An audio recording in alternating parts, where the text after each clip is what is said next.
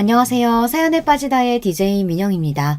오늘도 두 가지 사연 준비되어 있으니 끝까지 함께 해주시고요. 구독과 좋아요 버튼도 눌러주세요.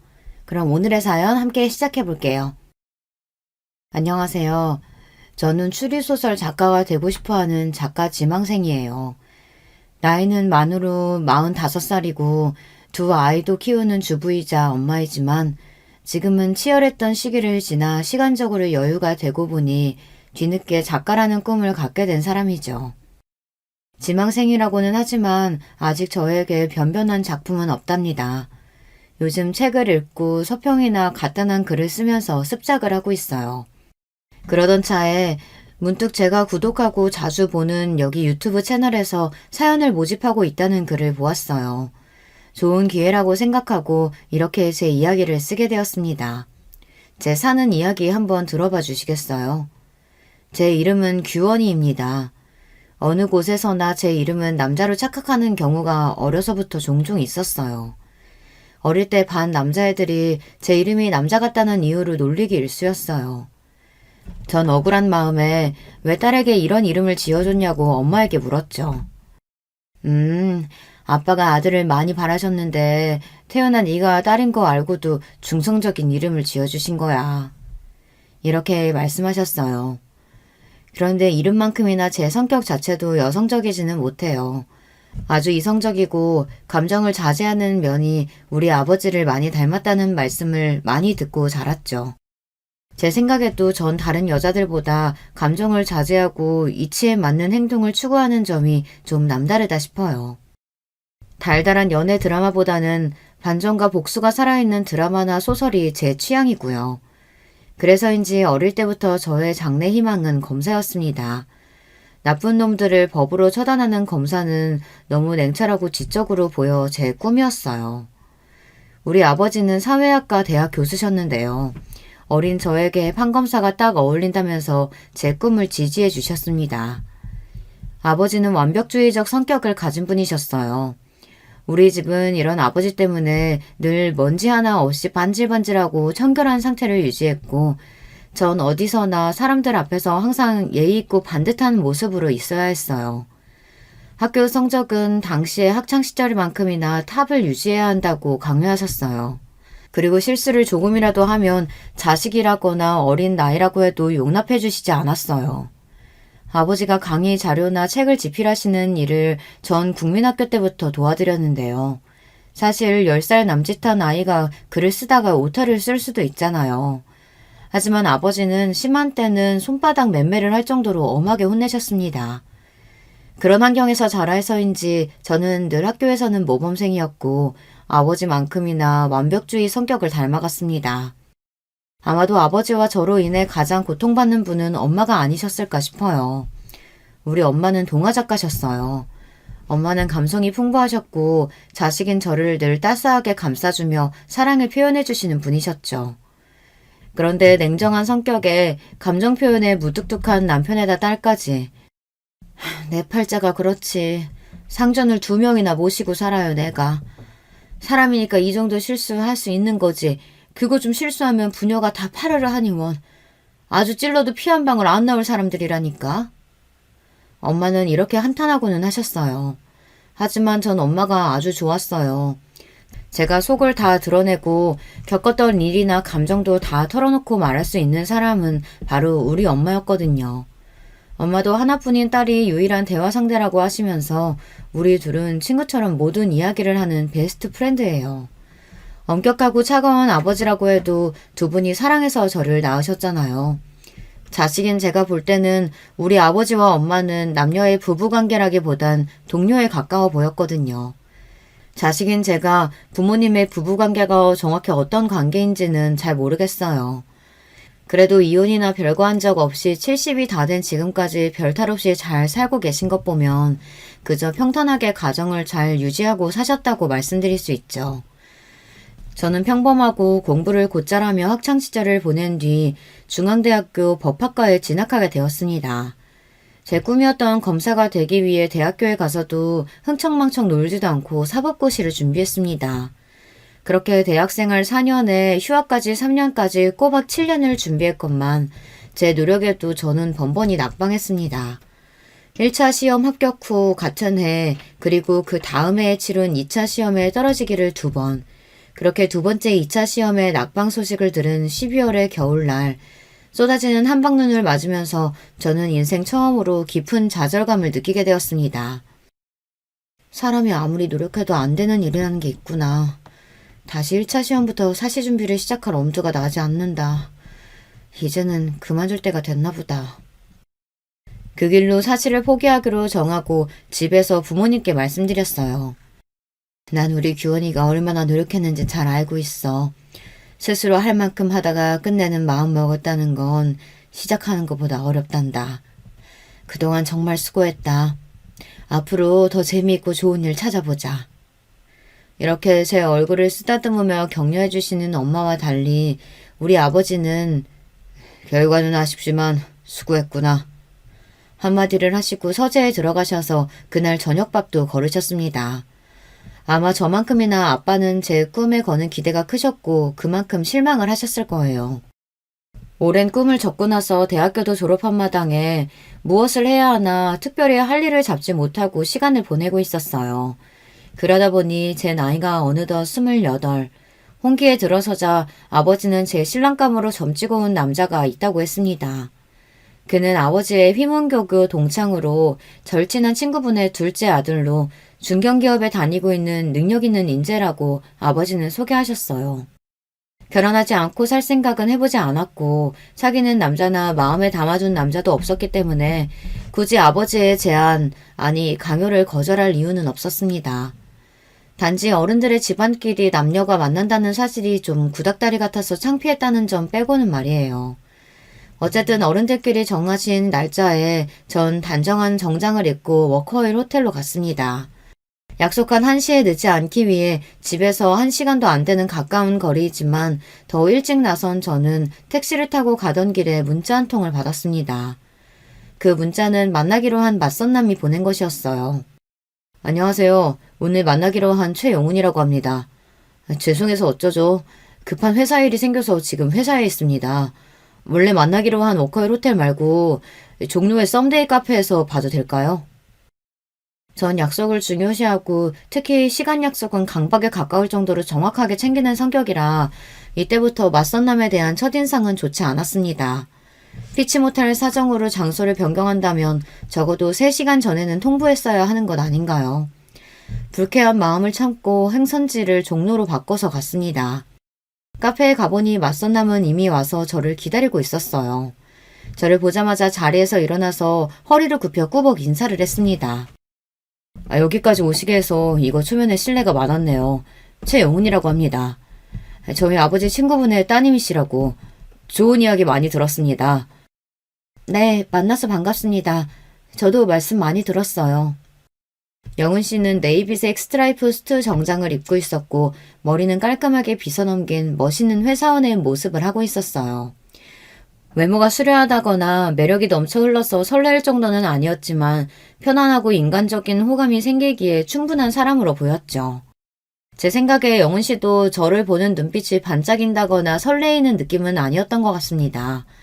그렇게 생각하면 여자로서 기분이 나빠야 하는데 저는 별로 아무렇지 않았습니다. 왜냐면 그 남자와 제가 애정이 샘솟아서 사랑으로 결혼하는 건 아니잖아요. 쇠땅이처럼 쉽게 뜨거워지고 쉽게 차가워지는 그런 사람도 그런 사랑도 제 스타일이 아닙니다. 남편은 저와 대화하면서 점점 제 이야기에 귀를 기울였어요. 아마 그 사람도 별 기대 없이 나왔는데 제가 파트너감으로 나쁘지 않았다는 계산을 했던 것 같아요.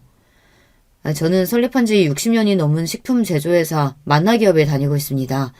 나이는 32이고요. 올해 막 과장으로 승진했습니다. 아, 초고속 승진이시네요. 32의 나이에 과장이면 빠른 편 아닌가요? 네, 입사 동기들 중 가장 빠르죠. 하지만 저는 여기에 만족하지 않습니다. 우리 아버지는 같은 기업에서 상무까지 지내시고 은퇴하셨지만요. 전 반드시 CEO 대표까지 달고 말 거예요. 이렇게 말하는 영훈 씨의 말에서 강한 야망을 엿볼 수 있었어요. 남자가 그 정도 배포를 갖고 어떤 큰일을 할 수 있다면 제 남편감으로 괜찮겠다고 생각했죠.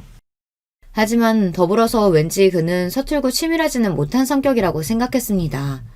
자신의 능력을 과시한다며 이야기하는 회사에서의 무용담을 잘 들어보면 짜임새가 좀 부족했고 거짓이 아닐까 싶은 부분들이 보였어요. 규원 씨는 제가 만나본 여자분들과 좀 다르게 느껴지네요. 뭐랄까 아주 차분하고 사람을 꿰뚫어보는 듯한 카리스마가 있어요. 나중에 아이들 교육 잘하는 좋은 엄마 되실 것 같아요. 영은 씨와 만난 자리에서 우리는 서로 인간적인 호감을 느꼈고 그 이상의 불꽃 튀는 이성 간의 사랑은 느끼지 못했습니다. 하지만 결혼하기로 이미 어른들끼리 마음을 먹고 만들어진 자리였고 내 감정과는 별개로 결혼은 진행되겠구나 하고 생각했습니다.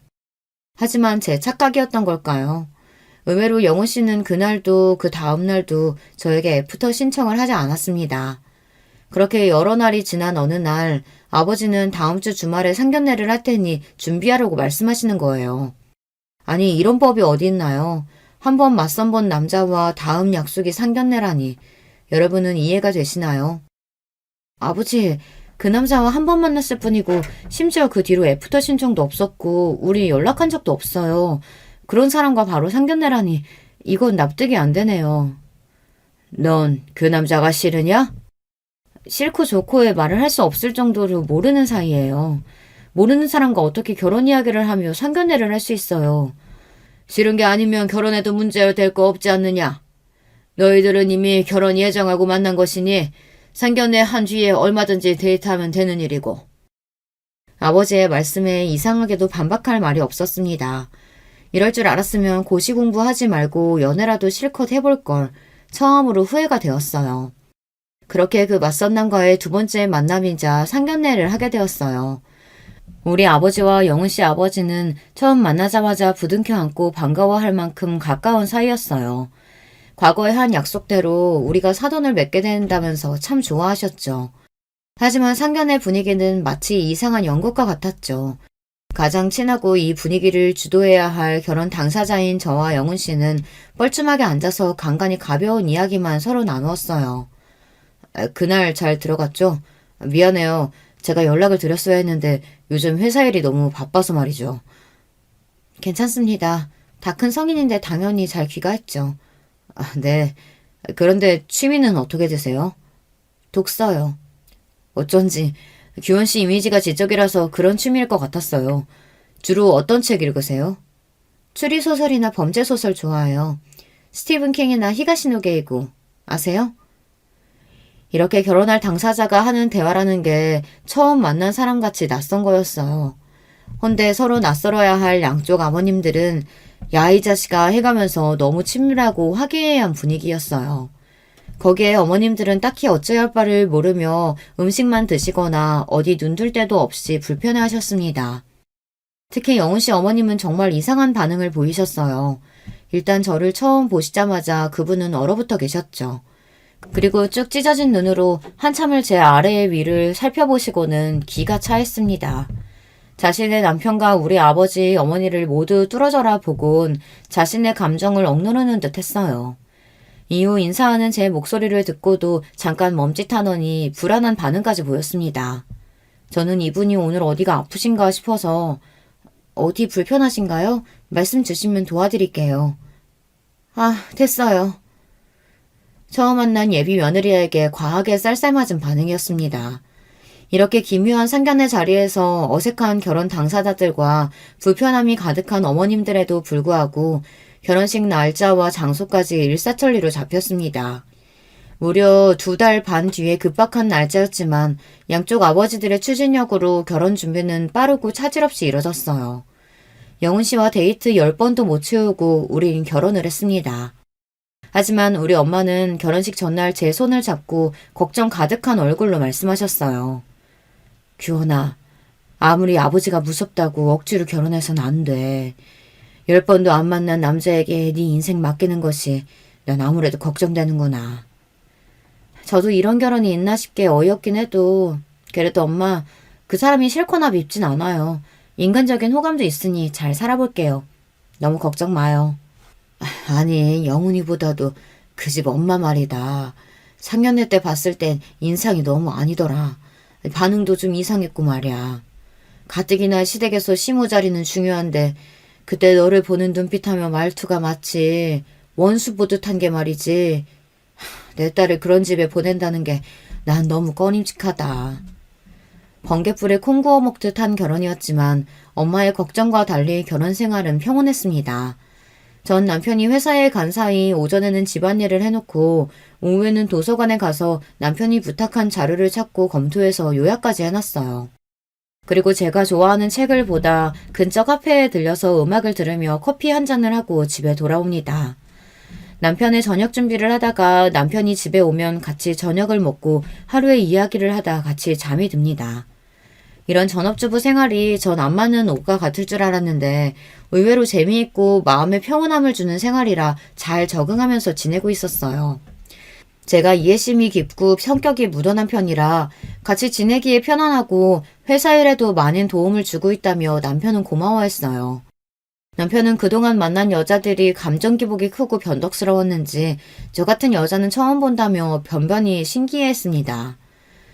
어느 날 남편 회식 자리에서 후배분이 제게 연락을 했습니다. 최 과장님이 너무 많이 취해서 사모님이 모시러 와주셔야겠다고요. 차를 몰고 종로로 가보니 남편은 인사불성의 상태였고 저는 동료분의 도움으로 남편을 차에 태워 집으로 운전하는 중이었습니다. 남편은 잔뜩 취한 채로 제 손을 잡고 다른 여자의 이름을 부르기 시작했습니다. 소영아 보고 싶다. 미안하다. 그 여자가 누구인지는 모르겠지만 짐작은 할 수 있었어요. 남편이 저와 선을 보기 전에 이야기를 얼핏 들었기 때문입니다. 남편은 소영이라는 여자와 군대 다녀와서부터 사귀었고 많이 사랑하는 사이였다고 해요. 결혼을 약속할 만큼. 하지만 부모님, 특히 아버지께서 소영 씨의 집안에 문제가 많다며 반대하셨다고 합니다. 그리고 정해놓은 혼처를 강요하며 억지로 맞선을 보게 했습니다. 그 맞선녀가 바로 저였고요. 저와 맞선 보러 나갈 때 처음에는 앙심을 품었다고 했습니다. 이 맞선 자리를 깽판치고 맞선녀에게 무례하고 불쾌하게 굴어서 아버지에게 반항하겠다고. 그런데 저를 보고 왠지 그럴 수 없었다고 합니다. 자신의 속을 꿰뚫어보는 듯한 제 까맣고 깊은 눈을 보면 왠지 순한 양이 되는 기분이라고요.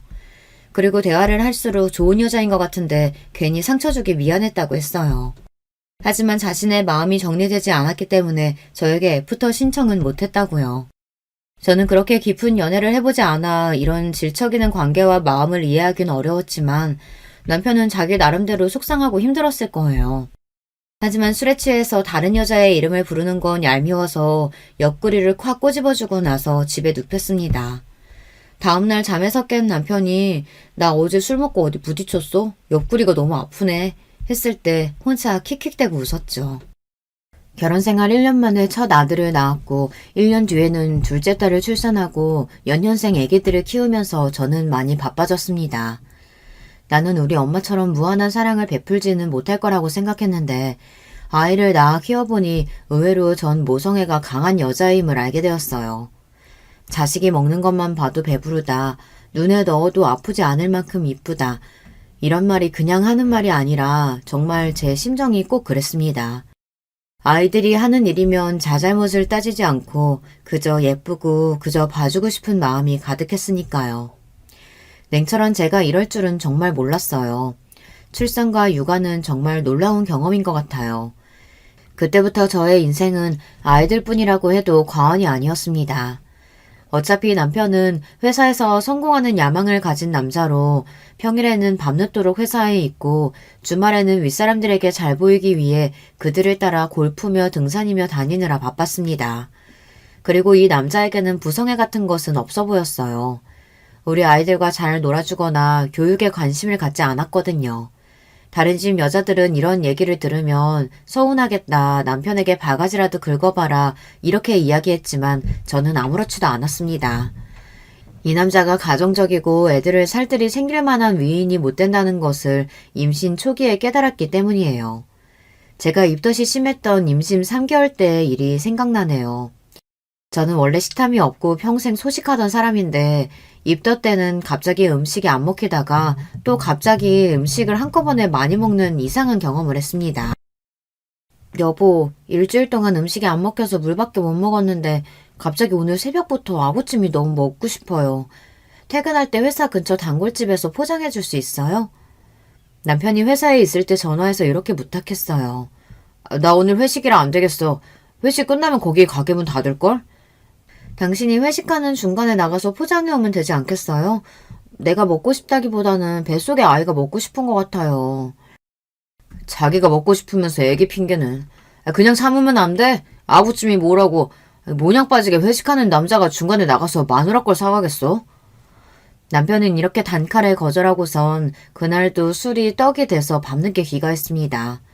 남편은 원래 저나 애들을 잘 챙기지 않는 무심한 남자라는 걸 잘 알고 있고 어지간한 일에는 서운해하지도 않는 저였지만 이때는 임신한 때라 그런지 너무하다는 기억이 아직도 있어요.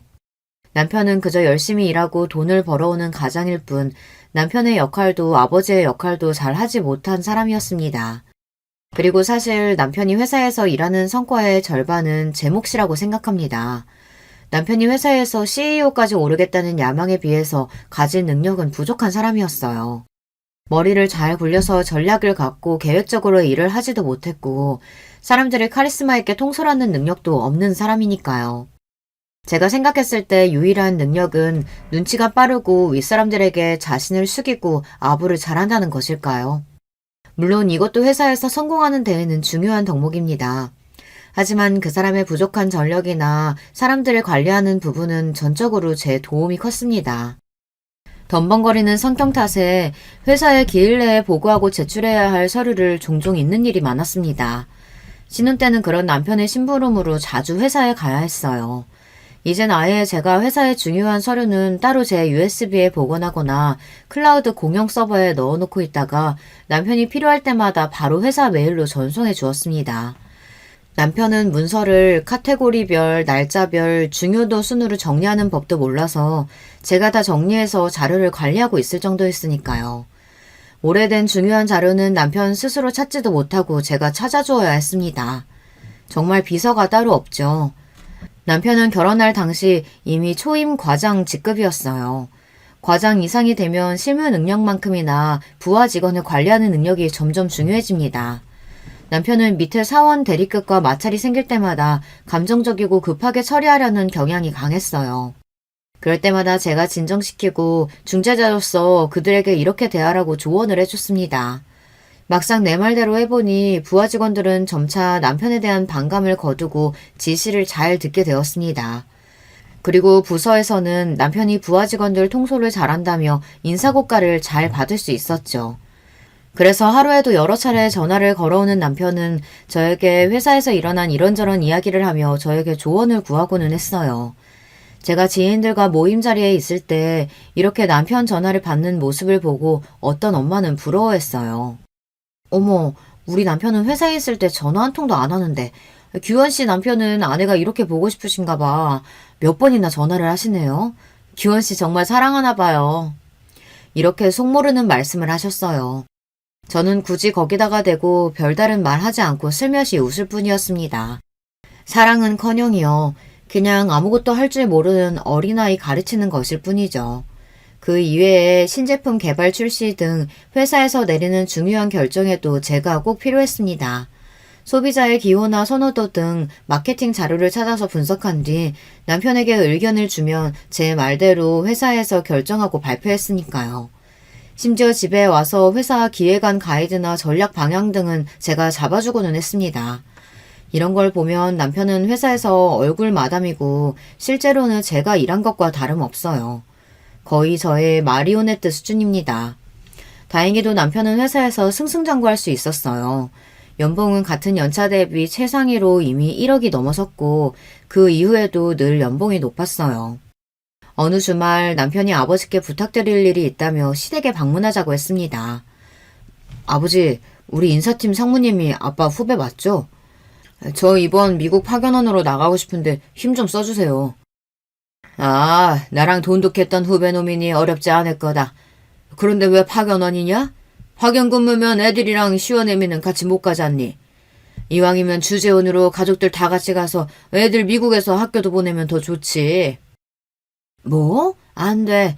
우리 아들이랑 손자들 미국 가면 잘 못 볼 거 아니야. 아들, 꼭 미국 가야겠니? 널 보낼 생각하면 엄마는 벌써부터 가슴이 아프단 말이야. 몇 년이나 있는다고 가족들을 다 같이 가겠어요. 괜히 고생만 하지. 여보, 이런 이야기는 미리 나랑 상의했으면 좋았을 텐데요. 우리 애들 미국에서 지내는 것도 좋은 경험일 것 같아요. 회사 일로 한국에 들어와야 하면 당신만 들어오고 제가 미국에서 애들 케어해도 괜찮아요. 얘, 너는 무슨 말을 그렇게 하니? 우리 아들만 죽어라 고생하다가 하라는 거 아니야? 신세 좋게 집에서 애들이나 키우면서 바깥 일은 남편이 하자는 대로 하면 따르는 거지. 난 우리 명훈이가 미국 가서 자기 뜻 펼치는 게 좋겠구나. 엄마가 따라가도 되지? 남편 회사 일 결정을 실제로 제가 다 하고 있다는 얘기를 하고 싶었지만 시몬은 아주 감정적인 분이고 말이 통하지 않아서 전 아무 말 하지 않고 가만히 있었습니다. 그리고 남편은 미국 지사 파견 근무로 1년 정도 나가 있게 되었어요. 하지만 남편이 미국으로 파견 근무를 나간 속셈은 따로 있었다는 것을 나중에 알게 되었습니다. 파견 근무에서 돌아와서 남편의 친구들이 집에 모여 와인 파티를 하게 되었어요. 파티 음식을 내오려고 그 자리를 잠깐씩 오가며 남편 친구들이 하는 이야기를 듣게 되었습니다. 야, 너 미국에서 재미 좋았다면서? 진철이가 그러더라, 현지처. 뭔 소리야, 현지처라니. 아, 소영이 얘기야? 소영이가 미국에 있는 법원에서 몇 년 일하고 있다고 해서 나도 해외 근무 핑계대고 같이 가서 지냈지. 회사 커리어도 쌓고 자유롭게 소영이랑도 지내고. 이 자식 그렇게 좋았냐? 신소영, 그 여자의 이름을 여기서 다시 듣게 되다니. 남편이 미국에서 근무한 이유가 예전 여자랑 지내기 위해서였다니. 그 사실을 알고는 배신감에 몸이 떨렸습니다. 파티가 끝나고 저는 남편에게 가서 조용히 이야기했어요. 지나간 과거는 용서해줄게. 첫 딸린 네가 신나게 그 여자랑 즐긴 그 1년도 말이야. 앞으로도 그 여자랑 만나서 내 애들 아빠가 불륜남이라는 게 알려지면 난 용서 안 해. 그 여자랑 정리하고 그 증명을 해와. 내가 직접 그 여자 만날 수도 있어. 그리고 무슨 일이든 할 거야. 내 성격 알죠? 남편은 처음 보는 저의 무서운 협박에 적지 않게 놀란 것 같았어요. 다음날 저는 최 과장의 미국 지사 근무, 미국의 현지처와 동거하기 위해서 라는 제목으로 글을 써서 남편의 메일로 보냈습니다. 회사 사내 게시판에 이거 올리면 재밌겠죠? 신소영과 관계는 끝났나요? 라고 덧붙여서 말입니다. 이러자 남편은 겁을 먹고 생각보다 빠르게 신소영과의 관계를 정리했던 것 같습니다. 남편이 결혼하고 싶은 여자이고 그렇게 많이 사랑했다고 들었는데 고작 이 정도 협박으로 정리를 하다니 좀 신기하기는 했어요. 역시 남녀간의 사랑이란 참 덧없구나 싶고 대단한 사랑이 아니라 그저 불륜이었을 뿐인 건가 싶어서 비웃음이 나더군요. 제가 말씀드렸잖아요. 남편은 그렇게 치밀하지 못하다고요. 자기가 하는 거짓말들을 제가 다 속아 넘어갈 거라고 생각하니 어이가 없었어요. 밖에서 여자애는 술집 가서 놀고 오는 건 이미 알고 있고요. 그렇게 한번 놀고 오는 거 정도는 별소리 없이 넘어가 줬을 뿐입니다. 그리고 그 남자는 자신의 커리어와 인생을 희생할 만큼 누군가를 깊이 사랑할 만한 위인이 못 된다는 것을 아내인 제가 알고 있어요. 남편이 바람 폈다는 일은 그래도 제가 감당할 수 있었어요. 결혼 생활 동안 감당하기 힘들었던 사람은 바로 시모였습니다. 사람이 누군가를 너무 미워하면 우린 그렇게 생각하잖아요. 상대방이 그만큼 미워할 짓을 했을 거라고요. 그런데 제가 당해보니 전혀 아닌 경우도 있더라고요.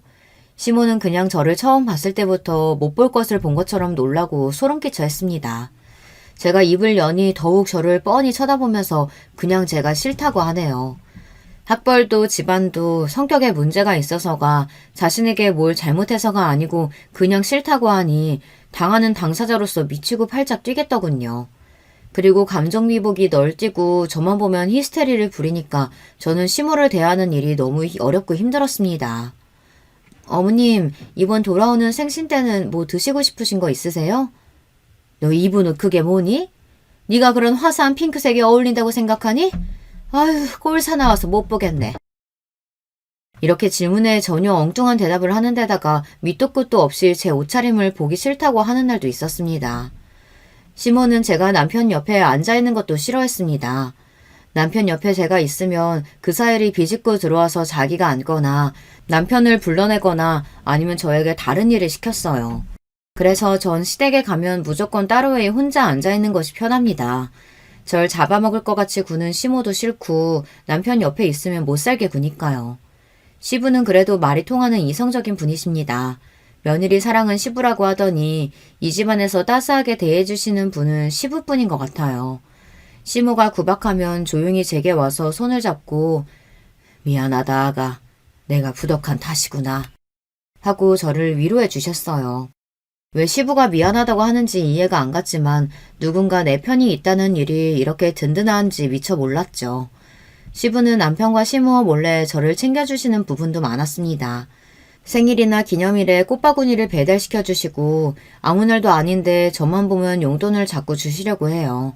아마도 히스테리 부리는 시모를 견디는 며느리가 남편 내조 잘하는 며느리가 이뻐서일 거라고 추측해봅니다. 하지만 시부에게도 이상한 부분이 있었습니다. 어느 날 시댁에 저 혼자 남아서 집안 곳곳을 구경하고 있었어요. 시부의 서재에는 많은 책들이 책장을 채우고 있었고 책을 좋아하는 저는 그곳을 한참 보다 어떤 여자 사진을 발견하게 됩니다. 흑백 사진으로 젊은 여자가 웃고 있었는데 분명 시부가 예전 좋아했던 여자일 것 같다는 촉이 왔어요. 저는 정말 놀랐습니다. 이런 은밀한 과거의 사진을 어디 서랍장에 숨긴 것도 아니고 그 질투심 많은 시모가 이걸 가만히 뒀다는 것이 신기했어요. 남편이 결혼 전 사귀었던 신소영도 그렇고 시부에게까지 내연녀가 있었던 걸까 이런 의문이 들었습니다. 왜 아버지가 바람피면 아들도 똑같이 바람핀다는 얘기 있지 않아요. 그래서 혹시 시부가 그 과거의 연인을 지금까지 만나는 걸까 의심을 했죠. 하지만 시부는 바람까지 가지는 않고 아직까지도 그 연심을 간직하고 있던 것이었어요. 바람피고 다니는 남편에 비하면 시부는 순수한 순정남이네요. 결혼 이후로는 바람을 피운 것 같지도 않았는데 시모는 계속 옛날 일을 꺼내며 원망하고 괴롭히고는 했으니까요. 오히려 시부가 불쌍해 보였습니다. 시모는 사람에게 집착하고 정말 피를 말리는 사람이었기 때문에 50년을 함께 산 시부가 대단해 보일 정도였으니까요. 그런데 사진을 다시 본 저는 머리를 얻어맞은 듯 했습니다. 사진 속의 그 여자가 저를 많이 닮아있던 거예요. 흑백 사진임에도 얼굴형이나 머리 길이, 눈썹 모양까지 제가 봐도 꽤 많이 닮아있다는 것을 알 수 있었어요. 그제서야 주막능처럼 스치고 지나간 기억들. 아, 내가 이 여자와 닮아서 시모가 날 처음 봤을 때부터 그렇게 지독하게 미워했던 거구나. 시부는 특별히 나를 더 챙겨준 거구나. 미안하다고까지 말씀하셨는데 그건 제게 한 게 아니라 옛사랑에게 한 걸까요? 그제야 그 모든 상황이 이해가 되었습니다. 나중에 시부와 절친이신 우리 아버지를 통해 시부에 대한 사연을 들을 수 있었어요. 시부는 원래 같은 대학교에 다니는 사랑하는 여자와 오래 사귀었다고 해요. 또 그 여자와 지금 시모는 같은 대학교의 같은 과 친구였으니 이 세 분은 삼각관계였던 거죠. 하지만 시부가 친구와 연애하는 그때부터 시모는 이미 마음속으로 몰래 시부를 좋아하고 있었다고 했습니다. 하지만 시부가 대학교를 졸업한 뒤 만나 기업에 취직한 후 혼담이 오갈 무렵 사귀던 여자분 집안의 가세가 기울었다고 해요. 이 틈을 타서 시모는 자신의 시부모님에게 자신의 집안은 재력이 있다고 어필하며 마음에 들려고 노력했다고 해요. 자기 친정 아버지에게 울며 졸라대서 적극적으로 혼사를 추진하도록 만들었고요. 그러다가 결국 시부의 뜻과는 달리 시모와 결혼을 하게 된 겁니다. 하지만 억지로 결혼한 뒤에도 시부는 시모에게 눈길 한번 정 한번 주질 않고 회사일만 했대요. 그 친구가 참 불쌍하지. 재수씨 때문에 사랑하는 여자 잃고 마음을 닫고 무늬만 부부처럼 몇십 년을 산 게야. 그런데 재수씨는 남편이 그럴수록 더 집착하고 질투해서 평생 시달리며 살았으니 말이야. 결국 시모는 남편에게서 받지 못한 사랑을 자기 아들에게서 보상받고 싶어 했어요. 남편은 늘 시모의 간섭과 통제 아래에서 살았던 것 같아요. 지금도 시모는 한 번씩 남편의 셔츠와 속옷 같은 것까지 사다가 보냅니다. 아내인 제가 10년 넘게 챙겨주고 살고 있는데 참 기가 막힌 집착이죠.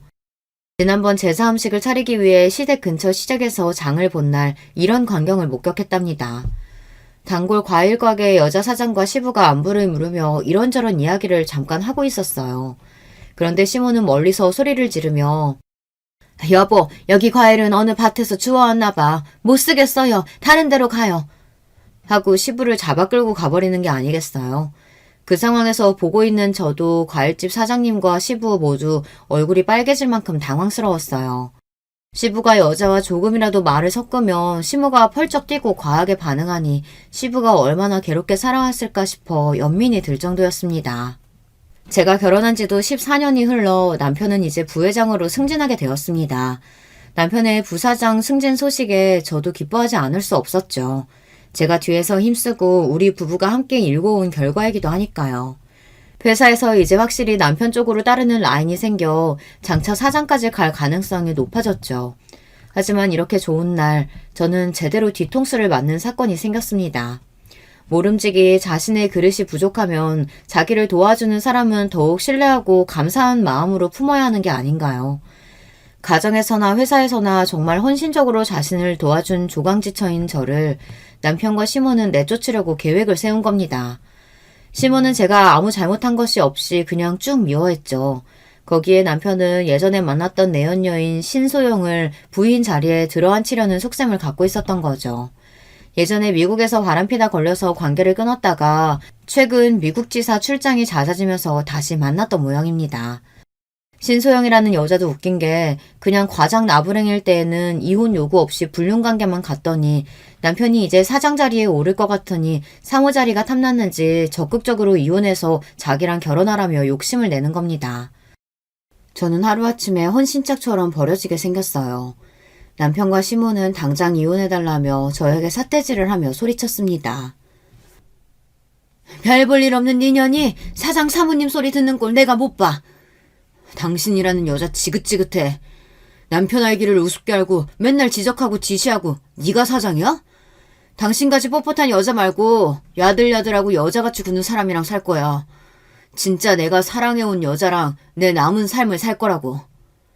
그럼 내 아들이 어떤 사람인데 이제 만나기업 사장이 될 우리 아들인데 저런 여자 갖다 버리고 입맛에 맞는 여자 들이잡구나. 이렇게 기가 막히고 억울한 일을 제가 당하다 보니 말문이 막혀서 제대로 항변도 못했어요. 그들이 집을 나가고 혼자 곰곰이 생각해봤습니다. 내가 살아온 인생이 정말 이 정도밖에 안 되는 걸까? 결혼 생활 전부를 남편의 출세와 아이들의 행복을 위해 살았는데 결과는 고작 이것이라니. 믿을 수가 없었고 너무 억울해서 누구라도 붙잡고 호소하고 싶었어요. 하지만 그런 제 심정과는 별개로 전 저 남편과 시모랑 계속 사는 것이 과연 옳은 일일까 하는 고민이 되었습니다. 당연히 저들에게 복수하고 싶죠. 하지만 복수하겠다고 이혼하지 않고 버티면 제 인생이 너무 시궁창같이 구질구질해질 것만 같은 거예요. 그래서 저는 쿨하게 저들의 요구대로 이혼을 해주고 제가 얻을 것은 얻어내자라는 마음이었습니다. 저는 법대 동창생 중 변호사로 개업한 친구를 만나 이혼 조정 합의서를 작성했습니다. 이혼 합의서에는 제가 요구하는 몇 가지 조건을 달았어요. 첫째, 아이들의 친권과 양육권은 내가 갖는다. 둘째, 아이들 양육비 월 700만 원, 현금 10억과 경기도 양평에 별장 명의를 넘겨달라. 별장 사용은 그 전과 동일하게 남편 시댁 모두 공동으로 가능하다. 별장의 시가는 20억이 넘습니다. 셋째, 남편은 어느 누구와 만나서 동거하든 상관없지만 법적인 혼인 및 결혼을 하게 될 때에는 아이들의 친권자이자 양육자인 저의 동의를 얻어야 한다. 왜냐하면 신소영이 법적 배우자가 되면 남편 재산에 대한 권리가 생길 것이고 둘 사이에 자식이라도 낳게 된다면 나중에 우리 애들에게 갈 유산은 확연히 줄어들 테니까요. 그리고 변호사는 따로 남편에게 협박 아닌 협박의 말을 덧붙였습니다. 아내분은 남편이 회사에서 횡령한 증거와 거래하는 벤더 업체에서 로비받은 증거 등을 갖고 계시더군요. 남편분의 회사 생활을 끝낼 수 있는 많은 비밀을 알고 계신 것 같으니 조심하시는 편이 좋겠습니다. 저와 변호사가 나중에 복수를 위해서 치밀하게 세운 이 이혼 조건을 남편은 순순히 소용했습니다. 명석하지 못한 남편은 이 조건들이 어떤 것을 의미하는지 장차 어떤 일이 생길지 예측하지 못하는 위인이니까요. 오히려 시모는 현재 우리가 함께 살고 있던 일원동 빌라에 대해 재산 분할을 하지 않아 다행이라며 그가 10억과 별장 명의 따위 얼마든지 줄 수 있다고 좋아했습니다. 일원동 빌라는 시가가 40억 가까이 되지만 저는 그것은 탐나지 않았습니다. 애들의 양육비와 현금 10억으로도 앞으로 생활하는 데 불편함이 없을 거고 양평 별장은 당장 팔 필요는 없지만 다른 이유로 저에게 필요했습니다. 이 별장이 어떻게 쓸지 여러분께 조금 뒤에 제가 알려드릴 예정이니 조금만 기다려주세요. 시몬은 제가 이혼할 때 의기양양한 얼굴로 이런 말을 남기고 헤어졌습니다. 너 그동안 내가 왜 그렇게 너 미워했는지 궁금했지? 궁금했을 게다. 이제 남이 되니까 솔직히 얘기하면 넌 신기할 정도로 그 잡것하고 닮았어. 처음에는 너희 엄마가 그 여자인가 착각했을 정도로 넌 그 여자랑 닮았다. 내 남편과 서로 사랑했던 그 여자, 김혜선. 중저음 목소리 톤하며 까만 생머리에 창백한 얼굴, 동그란 눈썹. 그래서 널 처음 본 순간부터 지금까지 난 네가 몸서리치게 싫었다. 이제 내 아들과 헤어지게 되니 아주 속이 후련하네. 앞으로 다시는 보지 말자. 자기 남편과 닮았다는 이유 하나만으로 며느리를 미워하고 살았다니 시몬은 정말 질투에 눈이 먼 나머지 정신이 어떻게 된 게 아닐까요? 남편과 시모의 밑바닥까지 보게 된 저도 무능력하고 바람핀 남편도 사이코 시모도 더 이상 함께하기 싫었어요. 제가 이혼하는 과정을 지켜본 우리 친정 부모님은 너무 충격을 받으셨어요. 특히 결혼을 무리하게 추진했던 아버지는 저를 볼 면목이 없다며 너무 미안해하시고 자책하셨죠. 하지만 저는 괜찮았습니다. 결국은 그들에게 복수할 것이니까요. 그래서 전 이혼 때문에 좌절하거나 우울해하지 않았어요. 이혼 뒤 부모님이 사시는 대치동 아파트에서 아이들을 키우며 살게 되었습니다. 아이들은 제가 열심히 뒷바라지하고 교육한 만큼 성실하고 또 공부도 잘하며 심성이 반듯하게 잘 자라고 있어요. 딸은 미술 유학을 가고 싶어 했기 때문에 남편이 보내주는 양육비가 부족해졌습니다. 저는 양육비를 200만 원 높여달라고 요구했습니다. 하지만 남편은 이를 거절했고 너랑 애들 쓸 양육비도 이젠 아까워서 안 줄 거야. 억울하면 소송 걸어봐 어디. 우리나라 법상 아무리 이혼합의 조건으로 양육비를 약속했더라도 안 보내면 어떻게 할 수단이 별로 없습니다. 압류 등으로 강요할 수가 없기 때문이죠. 아마 어디서 이런 이야기를 주워 듣고서 이렇게 버티는 모양인데 저는 자신의 핏줄인 아이들에게 대해 책임감까지 져버린 이 사람을 더 이상 용서할 수 없었습니다. 그리고 제가 갈고 있던 복수의 칼날을 이제 꺼내들기 시작합니다. 우선 남편의 회사 게시판에 익명의 제보글을 작성해서 올렸어요. 제목은 최 부사장의 도덕적 해이와 비리를 고발합니다. 포함된 내용은 남편이 회사에서 공금을 횡령한 내용이었습니다. 해외 출장 명목으로 개인적으로 여행하고 즐긴 회사 비용, 거래하는 벤더 업체에서 로비로 술자리 접대와 현금 및 금괴를 받았던 일들을 상세히 적었습니다. 그리고 사내 비서와 불륜한 일도 함께 제보했습니다. 남편은 저를 내쫓고 자기의 사랑이라던 신소영과 동거하면서도 회사에서는 비서와 놀아난 것입니다. 정말 말도 안 되게 저지른 사람입니다. 이것만으로 끝난다면 저의 진짜 복수가 아닐 거예요. 남편 회사의 사장님에게 익명으로 퀵 우편을 보냈습니다. 거기에는 우리 양평 별장에서 남편이 회사 임원들과 정부 관료들에게 로비로 접대하며 매춘부들과 놀았던 영상이 담긴 USB를 넣었습니다. 저는 사실 시댁의 양평 별장을 이용하면서 10년 전 몰래 CCTV를 설치해 여기에서 일어난 일들을 녹화하고 있었어요. CCTV를 달게 된 계기는 남편이 이 별장에서 내연녀를 데리고 와서 놀았던 것입니다. 나중에 증거나 협박 수단으로 쓰기 위해 달았던 것이 이렇게 지금 중요한 복수의 수단이 되었어요. 복수의 결과는 오래되지 않아 금방 나타났습니다. 남편은 제가 사장에게 CCTV를 보낸 그 다음날 바로 회사에서 잘렸거든요. 그리고 남편은 사내 게시판 제보로 자신의 파렴치하고 무능력함이 만천하에 퍼졌습니다. 회사에서 잘린 뒤 어느 기업에서도 남편을 써주지 않을 것이 명백했습니다. 남편과 시모는 사장 자리까지 생각했을 텐데 얼마나 실망하고 좌절했을까요? 제 복수는 하나 더 남았습니다. 제가 억울하게 쫓겨날 때 시부는 말도 안 되는 일이라며 저와 함께 슬퍼하고 원통해했습니다. 그리고 시부는 우리 친정아버지와 한잔하러 친정집에 들르실 때마다 늘 저에게 미안해하시고 따로 아이들 양육비를 챙겨주셨습니다. 술에 취해서 시부는 한 번씩 마음속 소망을 꺼내고는 하셨어요. 시모와의 황혼 이혼 말입니다. 제 복수로 남편이 회사에서 쫓겨난 과정의 일을 알게 된 시부는 이제 아내만이 아니라 아들에 대해서도 깊은 실망을 느끼시고 진지하게 이혼을 고민하셨습니다. 그리고 그 고민하시는 과정에서 우리 친정아버지와 제가 거들어서 결국 시부는 시모에게 이혼을 요구하고 그 집에서 나오셨습니다.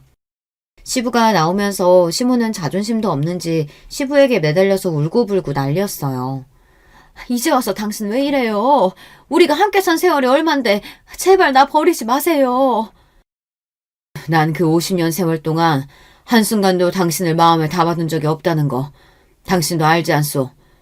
우리 앞으로 살 날이 얼마나 남았다고.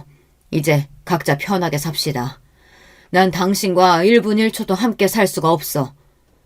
아, 당신 이러는 게 결국 김혜선 그년한테 가는 거야?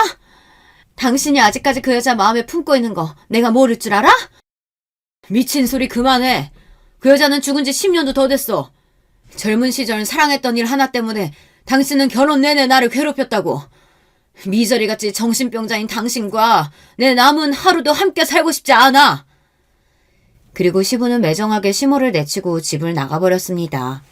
남편은 회사에서 쫓겨나와 직업도 구하지 못하고 내연녀 신소영에게 버림받은 채 매일 술을 마시고 백수로 살고 있습니다. 술에 잔뜩 취해서 애들이랑 저에게 전화를 하고 있지만 우리 가족을 버리고 인생을 망가뜨린 남편의 술주정 따위는 들어줄 마음이 없어 차단하고 있습니다. 아무리 반성하고 후회하며 돌아온다고 해도 당연히 우리의 가족으로 받아들일 마음은 조금도 없고요.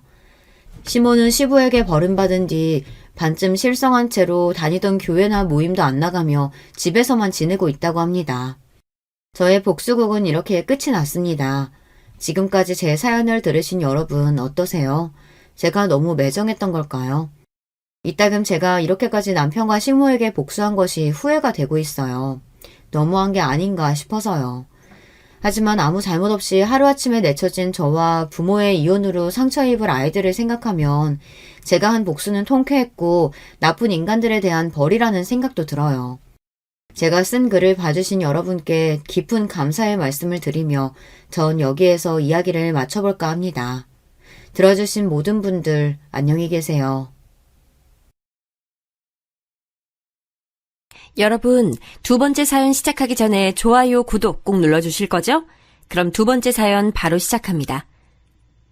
안녕하세요. 저는 결혼 7년차 평범한 40대 가장입니다. 저희는 5식구인데요. 쉴 틈 없이 사고를 치는 첫째 아들과 아직은 아빠가 제일 좋다는 둘째 딸, 그리고 사랑하는 아내와 그런 아내를 키워주신 장모님, 이렇게 지내고 있죠. 장모님께서 저희와 함께 지내게 되신 것은 최근입니다. 정말 말도 안 되는 일이 저희 가족에게 있었거든요. 저는 한창 사춘기를 겪어야 했던 중2 때 부모님을 교통사고로 잃었습니다. 두 분은 출장을 다녀오시는 길에 중앙선을 넘어온 음주운전 차량 때문에 사고를 당하셨죠. 외동이었던 저는 고모의 손에 맡겨졌습니다. 고모와 고모부 그리고 사촌들은 정말 좋은 사람들이에요. 저에게 진심으로 잘해주셨죠. 저를 가족으로 받아주셨고 그만큼 많이 아껴주셨습니다. 하지만 당시 사춘기를 심하게 겪던 저는 아무도 눈치 주는 사람이 없었는데도 죄 지은 사람처럼 항상 자신감 없는 모습으로 다녔습니다. 사촌들이 저에게 신경 써주면 써줄수록 움츠러들었는데 지금 생각하면 참 바보 같았다 싶었어요. 대학에 입학하면서 저는 고모 집을 나왔습니다. 독립을 했어요. 학교를 다니면서 아르바이트를 통해 학비를 벌었죠. 솔직히 연애는 생각도 못했어요. 제게는 그것보다도 중요한 것들이 더 많았거든요. 군대를 다녀오고 복학을 했을 때 지금의 아내는 신입생이었어요. 처음엔 선배와 후배 사이였는데 어느 순간인가 그녀에게 호감이 생기더라고요. 저와는 다르게 유쾌하고 밝은 에너지가 가득했거든요. 그래서 고백을 했고 우리는 연인이 됐어요. 저는 그녀와 결혼까지도 생각했지만 과연 우리가 결혼을 할 수 있을까 저는 늘 그게 마음에 걸렸어요. 저는 부모님도 형제도 없는 외톨이였고 가진 것이라곤 저 하나뿐인 사람이었으니까요. 그런데 처음 인사를 드리러 간 날 그녀의 어머니께서 저를 너무나도 반갑게 맞이해 주시더라고요. 먹는 모습이 정말 복스럽네. 우리 애들은 뭘 먹어도 깨작거려서 음식 해주는 재미가 없거든. 정말 맛있습니다. 어떻게 만드셨는지 레시피가 궁금할 정도예요. 어머, 말도 어쩜 이렇게 이쁘게 할까? 어머님께서는 식사 시간 내내 반찬을 권해주시면서 저를 챙겨주셨어요. 그리고는 저에 대해서 들은 것이 아무것도 없다고 하시며 이것저것 궁금한 것들을 물어보셨죠. 그런데 부모님에 관해서는 단 한마디도 하지 않으시더라고요. 순간 어머님께서 정말 몰라서 제게 물어보시는 것이 아니구나 싶었죠. 어머님은 그냥 제게 말을 걸고 싶으셨던 것뿐이었어요. 나중에 집에 가려고 일어나는데 어머님께서는 제게 빵빵한 종이 가방을 주셨어요. 오늘 잘 먹던 걸로만 조금씩 쌌어요. 혼자 산다고? 너무 음식 많으면 괜히 상하기만 할 것 같아서 한두 번 먹을 정도로만 챙겼으니까 가져가서 먹어요. 아닙니다. 이렇게까지는. 그리고 다음에 올 때는 먹고 싶은 거 미리 경아한테 말해줘요. 내가 해줄게. 엄마 그러지 마. 오빠가 부담스러워하잖아. 이걸 뭐하러 줘요. 그녀는 제 손에 들린 종이 가방을 어머님께 돌려주며 괜히 한 소리 하더군요. 순간이지만 어머님의 얼굴에 잠깐이지만 섭섭함이 지나가는 게 보였어요. 찰나였지만 어릴 때부터 가족 표정을 살피는 습관이 남아있던 제 눈엔 너무 잘 보였죠. 아닙니다. 감사하게 받겠습니다. 오빠, 엄마가 괜히 그러시는 거야. 굳이 신경 쓰지 않아도 돼. 나 주셨는데 왜 네가 그래. 가져갈 거야. 어머님은 제 말에 활짝 웃으시면서 제 손을 꼭 잡아주셨어요. 그러면서 천천히 토닥이시며 말씀하셨죠. 다음엔 우리말 편하게 해요. 어머니라고 불러주면 더 좋고. 네, 어머니. 제 대답이 마음에 드셨는지 어머님께서는 저를 꼭 안아주시면서 반찬 떨어지면 꼭 놀라오라고 하셨죠. 그렇게 예비 처가를 나서면서 저는 손에 담긴 어머님의 마음이 너무나도 감사하면서 행복했어요. 찾아뵙기 이전에는 제 상황에 괜히 마음이 무거웠는데 말이죠. 그 뒤로 저는 몇 번이고 그녀의 집에 초대를 받았어요. 어머님께서는 제 생일이나 저희 부모님 기일에도 저를 집으로 불러주셨죠. 독립하고 난 이후 그렇게 즐거웠던 생일은 처음이었던 것 같았어요. 부모님께서 살아계실 때처럼 제가 좋아하는 음식들이 가득한 밥상에서 준비된 케이크에 나이만큼 초를 꼽고는 불을 붙였죠. 고모 집에서 있을 때도 생일은 챙겨주셨지만 가족끼리 케이크 촛불은 생각도 안 했거든요. 이건 사위가 아니라 아들이네 아들. 그러니까 이러다 우리 자리 뺏기겠어. 엄마, 어떻게 우리 다 오빠를 더 좋아하는 것 같아. 몰랐니? 너희 백을 데리고 와봐라. 내가 봤구나. 와, 말이 심하네. 어떻게 그래, 엄마? 예비처남은 식탁에 자기가 좋아하는 음식이 하나도 없다고 우는 척을 하면서 투덜거렸어요. 그 모습에 자리에 앉은 사람들은 모두 다 빵 터지고 말았죠. 그렇게 저희는 가족들의 축복을 받으면서 결혼식을 올렸어요. 아내는 분가를 원했지만 저는 꼭 어머님을 모시고 살고 싶었어요. 회사도 가깝기도 했지만 어머님과 함께 지내고 싶었거든요. 아내는 처가살이 시키고 싶지 않다고 강력하게 말했지만 저는 전혀 그런 생각이 들지 않았기에 아내를 설득했어요. 하지만 아내보다도 더 큰 벽은 어머님이셨어요. 아이고 무슨 소리야. 이서방이 왜 여기 들어와서 살아. 됐어. 신혼인데 둘이서 알콩달콩 재밌게 살아봐야지. 애도 가져야 하고. 어머님, 저 눈치 주실 거예요? 막 처가살이 시키실 거예요? 내가 우리 사위한테?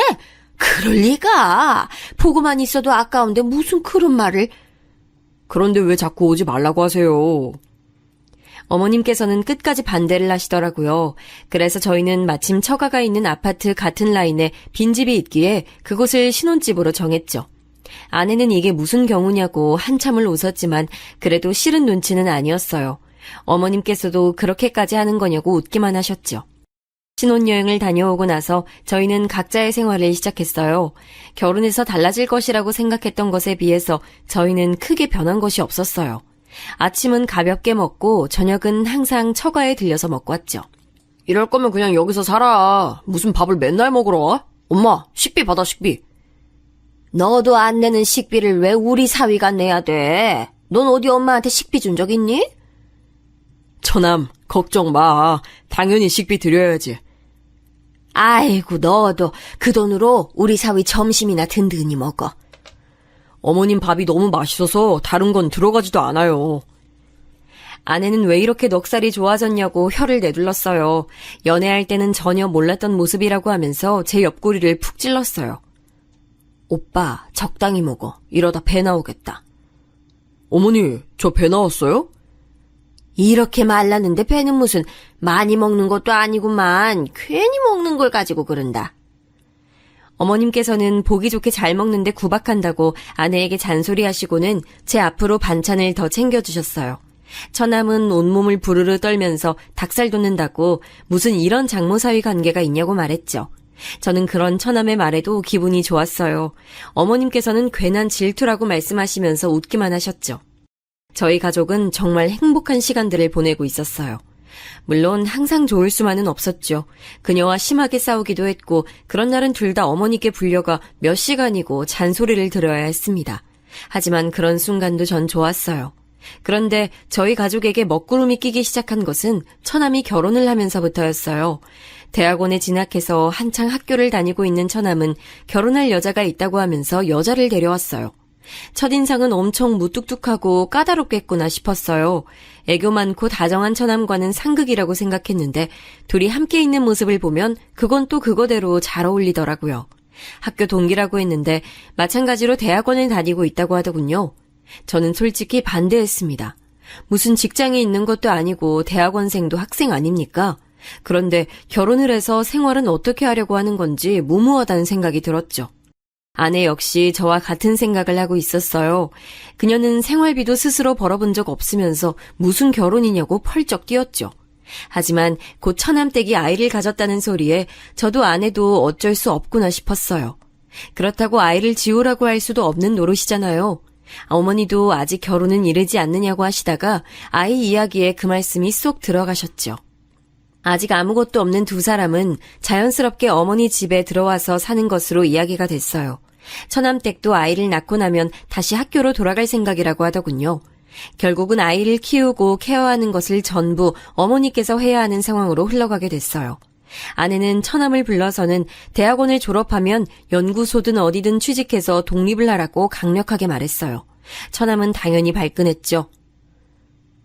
엄마도 아무 말 없는데 왜 누나가 그래? 엄마가 말씀 안 하시니까 내가 하는 거지. 그리고 엄마가 그런 말씀 하시겠니? 아, 진짜 누나. 안 그래도 머리 복잡한데 누나까지 나서서 이럴 거야? 뭐? 이게 뭘 잘했다고? 아내와 처남은 이야기 시작부터 서로에게 으르렁거리며 언성을 높였어요. 저는 우선 두 사람에게 진정하라고 하고는 처남을 보며 말했어요. 처남, 결혼하고 나면 이제 성인이잖아. 아이가 태어나는 일은 좋은 일이지만 아무리 그래도 처남도 처남댁도 그렇게 학교로 가면 아이를 키우는 일은 전적으로 다 어머니가 챙기셔야 하는데 어머니 연세도 생각해야지. 그건 저도 알죠. 그만큼 저희도 신경 쓸게요. 설마 엄마한테 애 맡기고 나 몰라라 그렇게 할 리가 있겠어요? 그리고 말이 나왔으니 하는 건데요. 매형도 맨날 우리 집 와서 밥 먹잖아요. 그거랑 뭐가 달라요? 아내는 철없는 소리 한다고 혀를 차더니 처남의 머리를 쥐어박으며 말했어요. 다르지. 우리는 엄마 집밥 뻔질나게 드나들면서 얻어먹긴 해도 그만큼 엄마한테 해드리잖아. 넌 이 사람이 하는 것처럼 할 수 있어?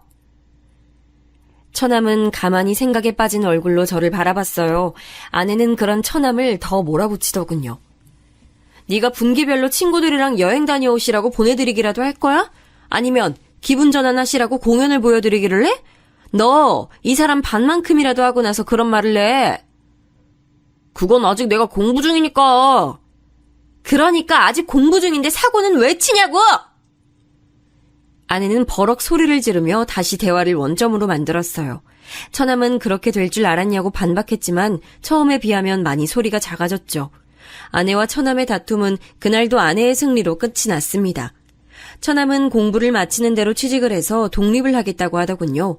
저는 물론 그런 결심도 중요하지만 그 결심만큼이나 결혼 이후 어머니께 잘해드렸으면 좋겠다고 당부했어요. 처남은 잘 이야기하겠다고 했죠. 가족이 늘어난 것은 확실하게 티가 나더라고요. 저녁을 먹으러 가면 평소에 비해서 사람들이 북적거리는 느낌이 새롭게 다가왔죠. 어머니께서는 임신한 처남댁의 입덧까지 챙기시느라 평소보다 더 바빠 보였어요. 처남댁이 입덧이 심한 편이라 저녁을 따로 먹는다고 하더라고요. 그럼 어머니, 밥상을 따로 챙겨주세요? 원래 저 때는 음식 냄새만 맡아도 죽을 것 같은 거야. 나중에 경아 임신하고 나면 잘 봐. 나도 입덧이 심했던 사람이라 경아도 걱정이니까. 저와 어머니가 도란도란 이야기를 나누며 저녁 식탁을 준비하는데 처남댁이 얼굴을 내밀더군요. 아직 입덧이 심하다고 하더니 하얗게 질린 얼굴을 하고 있었어요. 안쓰러울 정도였죠. 저는 처남댁에게 많이 힘드냐고 물었어요. 그러자 처남댁은 얼굴을 잔뜩 일그러진 얼굴에 오만상을 쓰면서 미칠 것 같다고 대답했어요. 기분이 이상해요. 배는 고픈데 냄새만 나면 속이 뒤집힐 것 같고 아랫배도 불편하고 그러네요. 제 몸인데 제 몸이 아닌 것 같아서 자꾸 짜증도 나고요. 진즉에 알았더라면 아니에요. 처남댁은 많이 힘든지 속사포처럼 하소연을 쏟아내다가 화들짝 놀라며 입을 다물었어요. 저는 다음 말이 대충 짐작이 갔지만 못 들은 척했죠. 어머니께서 음식 냄새 나는데 그냥 들어가 있으라고 하자 처남댁은 기다렸다는 듯이 방으로 쏙 들어가더군요. 그 뒷모습을 바라보며 저렇게 어린데 아이를 낳고 제대로 키울 수는 있을까 걱정이 됐어요. 아마도 어머니께서 마음고생을 많이 하실 것 같은 느낌이 들었어요. 어머니 말씀처럼 처남댁의 입덧 시기가 지나갈 때쯤 아내도 임신 소식을 전했어요. 아내가 제게 이제 곧 아빠가 될 것 같다고 말을 해주는데 정말이지 다른 소리는 하나도 들리지 않고 오로지 아내의 축하한다는 말만 귓가에 맴돌았죠. 예상대로 가족들은 다들 뛸듯이 기뻐해줬어요. 아내는 걱정했던 것보다도 입덧도 먹덧도 없는 편이었어요. 대신 잠이 많아져서 힘들어했죠. 차츰 아내 배가 불러오기 시작할 때쯤 처남댁은 어여쁜 여자아이를 출산했어요. 어머니께서는 첫 손주라 그러신지 기분이 묘하다고 하시더군요. 조리원을 나오자마자 처남댁은 복학을 하고 싶다고 말을 꺼냈어요. 어느 정도 예상은 하고 있었지만 이렇게까지 빠른 복귀를 원할 것이라고는 생각지 못했던 터라 가족들은 너나 할 것 없이 당황했죠. 죄송해요, 어머님. 어머님께 아이 맡겨두고 복학하는 게 이기적이라고 보실 수 있지만 지금 복학하지 않으면 시기적으로 계속 밀릴 것 같아서요. 처남댁은 학위를 빨리 따고 취직을 하겠다고 말하며 의욕을 불태우더군요. 결국 예상했던 것처럼 어머니께서는 황혼 육아를 시작하게 되셨죠. 한 가지 다행인 것은 아내가 몸이 무거워지면서 육아휴가를 내고는 함께 지낸다는 것이었어요. 얼마 후 아내는 튼튼한 남자아이를 출산했어요. 제게 아들이 생긴 것이죠. 어머니께서는 영판 저를 닮았다고 하시면서 눈이며 코며 아빠가 많이 보인다고 말씀하셨어요. 아이를 안아들고 나니 기분이 묘하더군요. 진짜 이 애가 내 아들인가 싶기도 하면서 이렇게 작은 아이를 앞으로 어떻게 키워야 하나 걱정도 됐고요. 하지만 아내는 생각보다 능숙하게 아이를 돌보더라고요. 연습의 결과물이 아니겠냐고 말하며 자신 있어 하는데 저도 웃음이 나더군요. 집에 아이가 둘이 있다 보니 확실히 분위기가 변했어요. 몇 달 차이 나지 않는다고 해도 하나는 집을 걸어 다니고 있었고 하나는 이제 겨우 뒤집기를 성공했을 뿐이었죠. 그렇게 정신없는 와중에도 처남댁의 얼굴은 잘 보기가 힘들었어요. 실험이 바쁘다면서 외박을 종종 하더라고요. 덕분에 어머니께서는 잠도 제대로 주무시지 못한 채 밤늦게까지 아이를 돌봐야 했죠. 아내는 그런 처남댁이 마음에 들지 않는 눈치였어요. 저 역시도 같은 마음이었고요. 처남은 투자받은 실험이 있어서 일이 많아진 것은 어쩔 수 없지 않느냐고 했지만 이렇게까지 아이에게 관심이 없는 것은 너무 심한 처사가 아닐까 싶더라고요. 처남도 나름 고충이 있는지 아내와 처남은 이 일로 크게 다퉜어요. 처남은 자신도 중간에서 충분히 괴롭다고 말하면서도 자세한 이야기는 하지 않으려고 했어요. 아무리 물어도 부부의 일이라고만 했죠. 그래도 효과는 있는지 밤에는 처남과 처남댁이 아이를 돌본다고 하더라고요.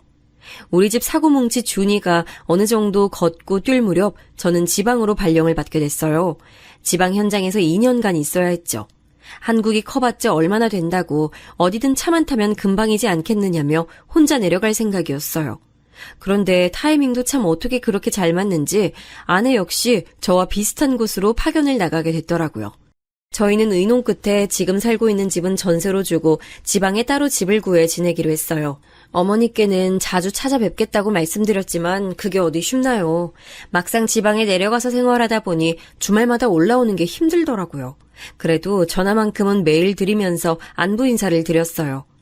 지방으로 내려간 지 1년이 될 무렵 저는 한 가지 이상한 점을 느끼기 시작했어요. 어머니께서 살이 많이 빠지시고 표정도 어두워 보이셨죠. 전화로 안부를 물을 때도 길게 통화를 하지 않으려고 하시는 것도 이상했고요. 아내는 나이가 들어서 그런 것 아니겠냐고 보약이라도 한 채 해드려야겠다고 했지만 저는 건강의 문제가 아닌 것 같다는 생각이 들었어요. 그래서 아내에게 말해 1박 2일 동안은 처가에서 지내기로 했죠. 직접 만난 어머니는 몇 달 전에 봤던 것에 비해 살도 빠지고 많이 피곤해 보이셨어요. 안 되겠다. 어머니 모시고 병원을 좀 가보자. 괜찮아. 병원은 무슨. 그냥 나이 들어서 그렇지 뭐. 그러니까 어머니 더 병원을 가보셔야죠. 맞아, 엄마. 어디 편찮으신 거 아닌가 한번 봐요. 저와 아내는 괜찮다는 어머니를 모시고 한의원에 갔습니다.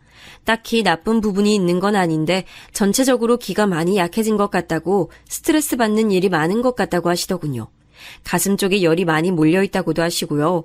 아내는 어머니께 무슨 일이 있으신 거냐고 물었지만 어머니께서는 다 괜찮다고만 하셨어요. 집에 돌아온 우리 어머니께서 푹 쉬도록 자리를 펴드리고는 식사 준비를 시작했어요. 7시가 넘어서야 처남네 부부가 들어왔죠. 언제 오셨어요? 누나, 오면 온다고 말을 하지. 두 사람은 우리를 보고는 깜짝 놀라더군요. 특히 처남댁은 놀라는 것을 넘어 당황스러워하는 기색도 보였어요. 저는 낮에 어머니를 모시고 병원을 다녀온 얘기를 했어요. 처남은 전혀 내색하지 않으셔서 잘 몰랐다고 하면서 고개를 푹 숙이더군요. 취직해서 적응하느냐고 정신이 없었어요. 괜찮아, 처남. 지금이라도 신경 좀 써드려. 저는 처남의 어깨를 두드려주며 약을 지었으니 잘 챙겨 드실 수 있도록 신경을 좀 써달라고 말했죠. 그리고 처남댁에게도 비슷한 부탁을 했어요. 어머니께서는 저녁 준비가 끝나 깨우러 들어갈 때까지 주무셨어요. 일어나신 어머니는 한결 개운한 얼굴로 나오셨어요. 엄마, 괜찮아요? 어디 불편한 곳은요? 매형이랑 한의원 다녀왔다면서요. 기분은 좀 어때요? 어머니는 처남의 질문에 대답을 하면서 자꾸 처남댁을 힐끗힐끗 쳐다보셨어요. 물론 잠깐 시선이 움직였다가 다시 아무렇지 않은 듯이 행동하셨지만 제 눈엔 다 보이더라고요. 그 뒤로도 그런 모습들은 계속해서 보였어요. 식탁에 앉아 식사를 하는데도 반찬을 집어 드시면서 처남댁에게 자꾸만 시선을 주시더라고요. 마치 무언가 허락을 구하는 사람처럼 말이죠. 물론 제가 오버해서 생각했을 수도 있지만 찝찝한 기분을 무시할 수가 없었어요. 식사가 끝나고 준비는 우리가 했으니 뒷마무리는 너희가 하라며 아내는 어머니를 모시고 거실로 나갔어요. 어머니께서는 불편한 듯 주방으로 시선이 갔어요. 어머니, 뭐 불편하신 것이라도 있으세요? 물이라도 가져다 드릴까요? 제 말에 어머니께서는 소스라치게 놀라면서 아무것도 아니라고 하셨죠. 아내 역시도 뭔가 이상하다는 것을 눈치채기 시작했어요. 뭘 그렇게 놀라세요? 내가 놀라기는 뭘. 어머니께서 말씀을 얼버무리셨어요. 곧 처남댁이 과일을 가지고 나오더군요. 그녀는 사과를 예쁘게 깎아서는 어머니께 드셔보시라고 내밀었어요. 어머니께서는 잠시 망설이다가는 잘 먹겠다고 말씀하시면서 과일을 받아 드셨어요. 그 순간이었습니다. 정말 잠깐이었지만 어머니께서는 처남댁과 손이 닿자 흠칫 놀라시는 게 보였죠. 저는 이 문제가 처남댁과 연관이 있겠구나 싶은 생각이 들었어요.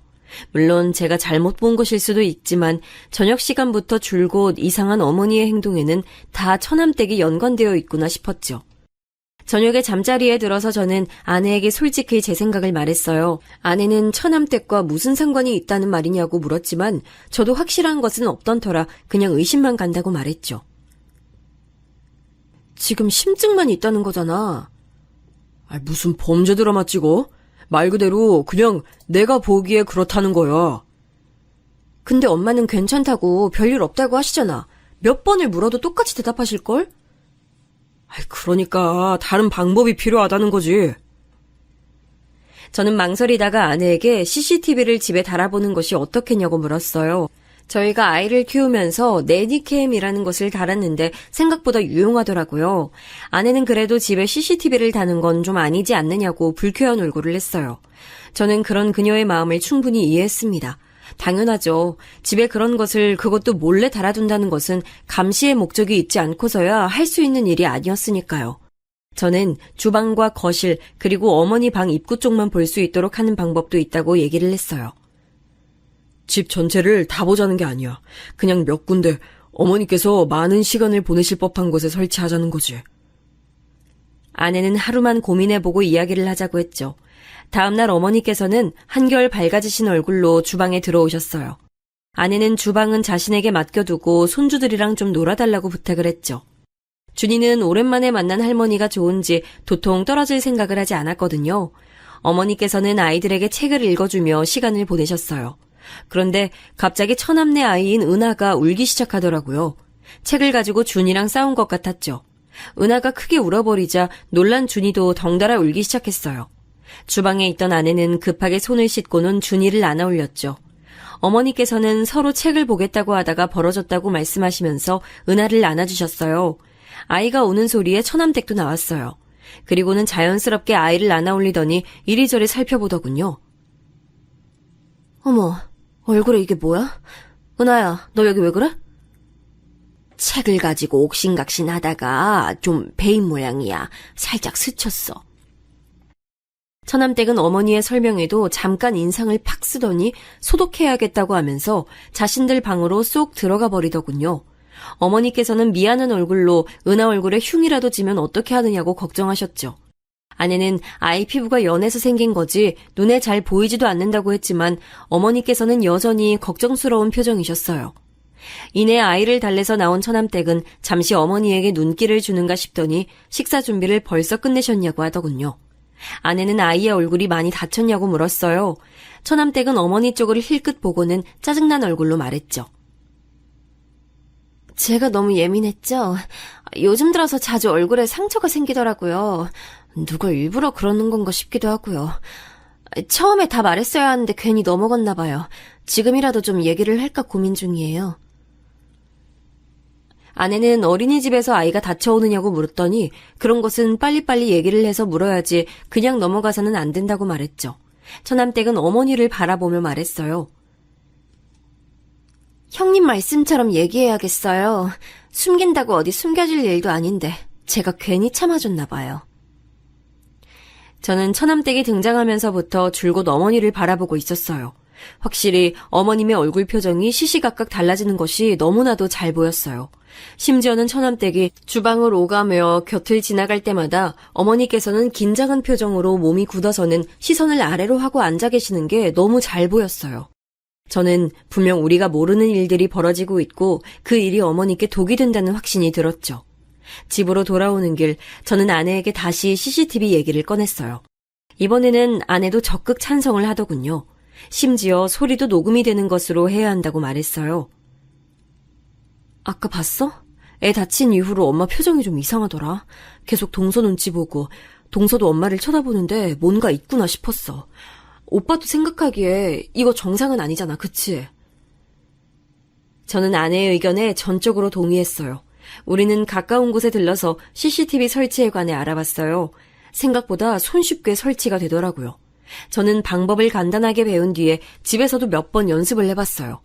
대망의 D-Day가 됐어요. 저와 아내는 하루 휴가를 받아서는 어머니 집으로 갔어요.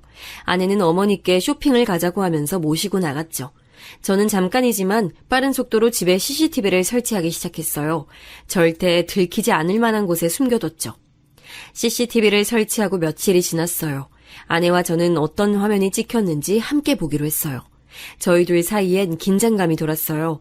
별 내용 없는 장면은 빨리 감기로 넘기는데 주방에서 찍은 화면에 무언가가 잡히더라고요. 아내와 저는 플레이 버튼을 눌렀죠. 주방의 캠에 찍힌 것은 다름 아닌 처남댁과 어머니의 모습이었죠. 우리는 귀를 쫑긋 세우고 집중해서 화면을 봤어요. 어머니, 형님께 무슨 말씀하신 거 아니죠? 말은 무슨 아무 말도 안 했어. 그나저나 은하 얼굴 어떻게 하실 거예요? 살짝 스친 거야. 살짝? 살짝이요? 아유, 미안해. 그런 말로 해결될 일이라고 생각하세요? 도대체 어머님 뭘 제대로 하는 게 없으세요? 아니 고작 애 잠깐 놀아주셨으면서 그 사이에 얼굴에 흉이나 지게 하고 와! 잠깐이지만 아내의 얼굴이 확 바뀌었어요. 지금 저게 무슨 상황이냐고 손가락질하며 저를 바라봤죠.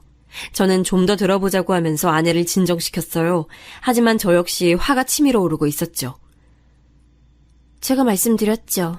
아무리 그래봤자 어머니 모시고 사는 사람 저라고, 형님네 아니라고. 조심할게. 처남댁은 뭐라고 중얼거리면서 어머니의 어깨를 확 밀치고 지나가더군요. 그 장면에서는 저도 참을 수가 없었어요. 지금 이게 무슨 상황인지, 왜 어머니께서는 아무 말씀도 못 하시는지 이해가 되지 않았죠. 아내는 더 볼 필요가 있느냐고 했지만 저는 좀 더 찾아보자고 말했어요. 식사를 마친 것인지 처남이 헐레벌떡 뛰어나가자 처남댁 역시 자리에서 일어나며 말했어요. 진짜 어머니 간이 왜 이렇게 뒤죽박죽이에요? 어떤 건 짜고 어떤 건 달고 일부러 이렇게 하신 거예요? 그게 무슨 소리야. 음식이 이상하다니. 그럼 제 혀가 문제란 말씀이세요, 지금? 처남댁이 불쾌한 듯 신경질적으로 말하자 어머니께서는 신경 쓰겠다고 말씀하셨죠. 주먹을 쥐고 있는 손에 저절로 힘이 들어가는 게 느껴졌어요. 그리고 손바닥이 따끔하더군요. 너무 세게 쥔 나머지 손톱이 손바닥을 파고들었기 때문이었어요. 저는 좀 더 뒤로 돌렸어요. 이번엔 처남댁이 퇴근하는 모습이 보였어요. 아직 대낮인데 벌써 마치고 들어오나 싶었어요. 처남댁은 오자마자 인사는 어디 가고 없고 어머니 방으로 들어가더니 가방을 하나 가지고 나오더군요. 제가 생신 때 선물해드린 명품백이었어요. 그리고는 자기 방으로 들어가서 화려하게 옷을 바꿔 입고 나왔어요. 한쪽 손에는 빨랫거리로 추정되는 것을 쥐고 있었고요. 저 오늘 친구들이랑 약속 있어요. 늦을 테니까 밥 챙겨 먹이세요. 그 애도 오늘 늦는다고 하고. 그래. 그리고 제발 부탁인데 빨리 하실 때 신경 좀 쓰세요. 도대체 언제까지 말씀드려야 돼요? 드라이 하는 거는 그냥 맡기시라고요. 왜요? 돈이 아까우세요? 처남댁은 쥐고 있던 옷을 어머니 발 근처로 던지며 말했어요. 어머니께서는 옷을 주워 들고는 이리저리 돌려보시는가 싶더니 이내 미안하다고 하시더라고요. 이 옷이 얼마짜린데 진짜 아깝게. 도대체 그동안 살림은 어떻게 살아오신 거예요? 믿을 수가 없네. 미안해. 드라이 하는 건 줄 몰랐어. 어머니, 제가 미안하다는 소리 그만 듣겠다고 했죠? 미안할 행동을 하지 말고 처음부터 좀 똑바로 하시라고요. 왜요? 억울하세요? 저한테 이런 소리 듣는 게? 어머니께서는 아무 말씀도 못하시고 고개를 저으셨죠. 저는 아내에게 더 이상 볼 필요가 없을 것 같다고 하면서 당장 어머니를 모시고 오자고 말했어요. 지금 어머니 모시고 오는 게 문제야? 전혀 머리채를 내가 다 뽑아버릴 거야. 감이 어디다 대고. 아내는 잔뜩 흥분한 상태로 어디론가 전화를 걸고 있었죠. 야, 이 등신아, 너 지금 어디야? 누나, 갑자기 뭔 소리야? 화가 잔뜩 난 아내는 처남에게 전화해 다짜고짜 소리를 질러댔어요. 처남은 영문도 모르고 이게 무슨 일이냐고 묻기만 했죠. 저는 급하게 아내에게서 전화기를 빼앗고는 처남에게 어디냐고 물었더니 집이라고 하더군요. 쉬는 날이라서 은하와 놀아주는 중이라고 말이죠. 처남댁 옆에 있어? 그 사람? 아니, 어제 1박 2일로 대학 동기들이랑 놀러 갔어요. 왜요? 그럼 어머니는? 엄마는 목욕탕 가셨는데요? 저는 그럼 어머니 오시거든 은하를 맡겨두고 잠깐만 보자고 했죠. 대충 지금 출발하면 그 시간쯤 근처에 도착할 것 같다고 하면서 말이에요. 저는 절대 그 누구에게도 우리를 만난다는 말을 해서는 안 된다고 했어요. 처남은 의아해하면서도 알겠다고 말했죠. 전화를 하는 동안에 아내는 펑펑 눈물을 쏟으며 CCTV 속 어머니의 얼굴을 쓰다듬었어요. 그녀는 왜 어머니가 아무 대꾸도 못하시고 이렇게 당하고 계시는지 이해할 수가 없다고 했어요. 그런 점은 저 역시 같은 생각이었죠. 저는 처남을 만나는 동안 집에 가서 어머니의 짐을 싸두라고 일렀어요. 아내는 제게 미안하다고 하더군요. 미안하다니 무슨 소리야. 당연히 우리가 모셔와야지. 그 악마 같은 여자가 쫓겨나기 전까진 우리가 모실 거야. 저는 혹시 모르니 은하의 짐도 챙겨두라고 말했어요. 아내는 고개를 끄덕이며 다시금 엉엉 소리내서 울기 시작했죠. 준이는 갑자기 울고 있는 엄마를 보고는 어리둥절한 얼굴로 절 바라봤어요.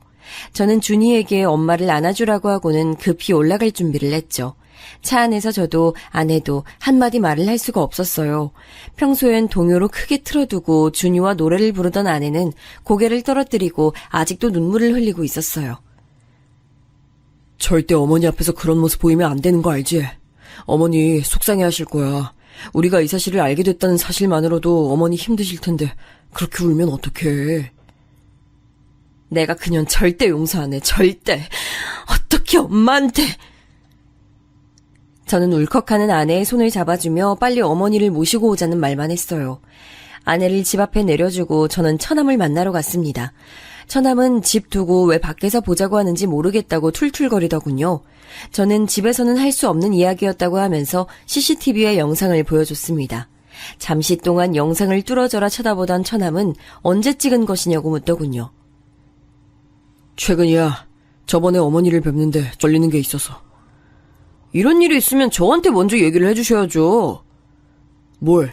어머니가 이상하다는 얘기를 했어야 한다는 거야? 아니면 CCTV를 설치한다는 얘기를 했어야 하는 거야? 당연히 둘 다죠. 엄마도 왜 이런 일이 있는데 말도 못하고. 이게 지금. 같이 살면서 어머니가 이상하다는 것도 눈치를 못 챘다는 게 난 이해가 안 돼서 따로 보자고 하는 거야. 네? 매용, 지금 저 의심해요? 처남은 벌떡 자리에서 일어났어요. 의자가 뒤로 넘어가면서 우당탕 소리가 울렸죠. 카페에 사람들이 힐끔거리면서 우리 쪽을 바라보더군요. 저는 당연한 거 아니냐고 말했어요. CCTV 화면을 볼 때부터 이 일을 처남이 모르고 있었을까 계속 의문이 들었거든요. 차마 아내에게는 말하지 못했지만 아무리 생각해도 처남이 모르는 일이라는 것이 앞뒤가 맞지 않더라고요. 처남은 제 멱살을 잡고는 지금 뭐라고 했냐고 따져 물었죠. 내가 지금 우리 엄마가 저런 대접을 받을 때까지 알면서도 가만히 있었다고? 내가? 어떻게 매형이 날 의심할 수가 있어? 이거 놓고 얘기해. 누구는 그런 생각 하고 싶은 줄 알아? 몰랐다는 말이 더 이상한 상황 아니야? 할 말을 잃은 처남은 손에서 힘을 빼고는 바닥에 주저앉았어요. 망연자실한 사람처럼 축 늘어져 있는데 정말 처남은 모르고 있었던 것은 아닌가 싶은 생각이 들었어요. 그래서 어떻게 된 일인지 좀 알아야겠어. 처남도 모르는 것 같으니까 우선 어머니는 우리가 모시고 갈게. 영상도 보내줄 테니까 처남댁이랑 얘기해봐. 우리까지 나서게 하지 말고. 진짜 왜 이런 일이... 처남은 두 손에 얼굴을 파묻고는 한참을 그렇게 있었어요. 그때 전화가 들어왔어요. 아내였죠. 아내는 지금 당장 집으로 오라고 다급하게 말했어요. 저는 깜짝 놀라 처남에게 급히 집으로 가자고 말했죠. 다행히 멀리까지 나온 것이 아니라 금방 집으로 들어갔어요. 집에는 언제 왔는지 처남댁이 와 있더군요. 처남은 다짜고짜 처남댁에게 다가가서는 그녀의 양팔을 붙들고 소리를 질렀어요. 너 왜 우리 엄마한테 왜 그랬어? 갑자기 왜 그러는데? 당신도 형님도 이게 다 무슨 일이야? 처남댁은 갑자기 벌어진 일에 당황하면서 오히려 다들 왜 몰려와서 이러냐고 물었어요. 처남은 CCTV 영상을 그녀 앞에 들이밀고는 이게 뭐냐고 말 좀 해보라고 하더군요. 영상을 보던 처남댁은 소스라치게 놀랐어요. 그리고는 집안을 두리번거리며 CCTV를 찾기 시작했죠. 어떻게 집에 CCTV를 설치할 수 있어? 나한테 한마디 말도 없이? CCTV 내가 설치했다. 어쩔래? 네가 하도 우리 엄마한테 수상하게 굴길래 설치했어. 안 했으면 어쩔 뻔했냐? 너 이렇게 못돼 처먹은 짓을 하는데 모르고 있었을 거 아니야? 아내가 버럭 소리를 질렀어요. 어머니께서는 온몸을 떠시며 준이와 은하를 품에 안고 계셨죠. 저는 방에 들어가 계시라고 말씀드렸어요. 안방으로 들어가는 순간까지도 어머니는 거실에 모인 식구들의 눈치를 보셨습니다. 형님, 이거 사생활 침해예요. 어떻게 동생네 가족이 사는 집에 CCTV를 설치하세요? 사생활 침해? 그래, 내가 사생활 침해 좀 했다. 그러는 너는 우리 엄마한테 그따위로 행동하는 건 잘한 일이고? 그거는... 근데 제가 말이 좀 심하긴 했는데요. 다 이유가 있어서 그랬어요. 이유? 이유가 있어? 어떻게 이유가 있을 수 있어? 형님은 그동안 따로 사셔서 잘 모르시겠지만 어머니 정신이 좀 이상하시다고요. 그래서 이렇게 강하게 말씀드리지 않으면 기억을 못하고 자꾸만 위험하게 실수를 하신다고요. 처남댁의 입에서 나온 소리에 저도 처남도 아내도 입만 떡 벌리고 서서 그녀를 바라보고 있었어요. 아니, 나사가 풀린 것도 아니고 자꾸만 같은 실수를 반복하시는데 그럼 어떡해요? 그냥 그렇게 둬요? 너 우리 엄마한테 뭐라고 했냐? 야, 정신이 이상해? 그래서 병원은 모시고 갔어? 병원에서 그렇게 말씀하셔? 아니지? 내가 너 집에 일찍 들어오는 꼴을 못 봤는데 그랬을 리가 없지. 행동하는 거 보면 딱 알지. 그런 걸 뭐하러 병원까지 가? 더 이상 분노를 참지 못하던 아내가 순식간에 처남댁에게 달려들어 머리채를 휘어잡았어요. 처남댁은 소리를 지르며 팔을 휘둘렀지만 아내에게는 닿지도 못했죠. 이게 좋게 말을 하니까 입 밖으로 나오면 다 말이야? 어디서 입으로 똥을 쳐싸고 있어? 아내는 머리채를 잡은 손에 힘을 주고는 다시 한번 말해보라고 윽박질렀어요. 처남은 바닥에 주저앉아서 다 자신의 탓이라고 눈물을 흘리기 시작했죠. 저는 적당한 선에서 아내를 말리기 위해 타이밍을 보고 있었습니다. 그때 어머니께서 방에서 나오시며 소리를 지르셨어요. 이게 다들 무슨 일이야? 그만두지 못해? 아내는 피곤해 보이는 어머니의 얼굴을 보고는 마지못해 잡고 있던 머리채를 놓아줬어요. 산발이 된 머리를 급하게 정리한 처남댁의 얼굴엔 피가 몰려 불다 못해 곧 터질 지경이었죠. 어머니는 큰 결심을 하신 듯 망설이다 말씀하셨어요. 내가 실수를 좀 했다. 친구 보증을 잘못 써주는 바람에 급하게 돈이 필요했어. 안 그랬다가는 이 집을 날리게 생겨서 그래서 돈을 빌렸는데 그걸 갚을 방법이 마땅치가 않았어. 그래서 이서방한테는 미안하지만 이서방이 사다 준 물건들을 내다 팔았는데 그걸 며느리한테 들켰어. 어머니의 고백에 놀란 저는 왜 말씀을 안 하셨냐고 물었어요. 이서방한테 미안해서 어떻게 말해. 잘해준 것도 없는데 나한테 어머니 하면서 살갑게 대해주고 사위 이상으로 나한테 신경 쓰고 챙겨주는데 급전이 필요하다고 그런 자네가 준 걸 내다 팔았다고 어떻게 말을 해. 그냥 꽁꽁 숨겨두고 싶었어. 아무도 모르게. 어머니, 처음부터 돈이 필요하다고 솔직하게 말씀해 주셨다면 어떻게든 해결했을 텐데요. 그 꼬투리 잡힌 걸로 그럼 계속 참고 계셨던 거예요? 어머니께서는 자식들에게만큼은 알리고 싶지 않았다고 말씀하셨어요. 아내는 그깟 돈이 얼마나 된다고 그 모욕을 참아내며 사셨냐고 어머니를 안고는 펑펑 울기 시작했죠. 처남댁, 다시 말해봐. 어머니가 정신이 이상하셔? 어떻게 눈 하나 까딱 안 하고 그런 말을 하지? 처남댁은 어머니가 다 터뜨리실 것이라고는 전혀 생각하지 못한 듯 입술을 깨물고는 이리저리 눈동자를 돌리고 있었어요. 딱 봐도 이 상황을 어떻게 하면 빠져나갈 수 있을까 고민하는 눈치였죠. 처남은 단단히 결심한 얼굴로 말했어요. 이렇게까지 왔는데 내가 미쳤다고 너랑 살겠냐? 이혼하자, 이혼. 나는 너랑 죽어도 못 살아. 처남이 이혼을 언급하자 처남댁의 얼굴이 확 달라졌어요. 눈을 시퍼렇게 치켜뜨고는 죽어도 이혼은 못한다고 소리를 질렀죠. 옆에서 지켜보는 제가 다 소름이 돋을 정도였어요. 하지만 화가 머리끝까지 난 처남도 만만치 않더군요. 처남은 이런 상황에서 어떻게 같이 살 수 있느냐고 당장 나가라고 소리를 높였어요. 하지만 처남댁은 눈 하나 깜빡하지 않고는 오히려 이 모든 일을 처남 탓으로 돌렸어요. 이게 다 너 때문이야. 그날 내가 너랑 자지만 않았어도 은하만 생기지 않았어도 내가 이렇게 살 사람인 줄 알아? 너 때문이잖아. 처남댁이 고래고래 소리를 지르며 자기 인생을 돌려달라고 말도 안 되는 억지를 부리는 동안 아내는 어머니를 모시고 나가자고 말했어요. 저는 아이들 가방을 어깨에 걸치고는 은하와 준이를 양팔에 안아 올렸죠. 고성이 오가는 모습에 아이들도 잔뜩 겁을 먹은 것 같았어요. 저는 눈 딱 감고 있으면 금방 지나갈 것이라고 말하며 아이들을 꼭 안으며 현관을 나서려는데 갑자기 처남댁이 은하를 부르며 달려들었어요. 다행스럽게도 더 가까이에 있던 처남이 빠르게 그녀의 팔을 낚아챘죠. 내 새끼 데리고 어딜 가? 아내는 처남댁을 싸늘하게 노려보며 말했어요. 네 말대로 네 인생을 망친 게 은하랑 내 동생 아니야? 너 이번 일 깔끔하게 정리해. 그때까지 어머니랑 은하는 우리가 데리고 있을 테니까. 누나, 고마워. 죄송해요, 엄마. 감사합니다, 매형. 우리는 길길이 날뛰는 처남댁을 뒤로하고 집을 나섰습니다. 지방으로 내려가는 차 안은 조용했어요. 아이들은 많이 놀랐는지 차를 타자마자 잠들었죠.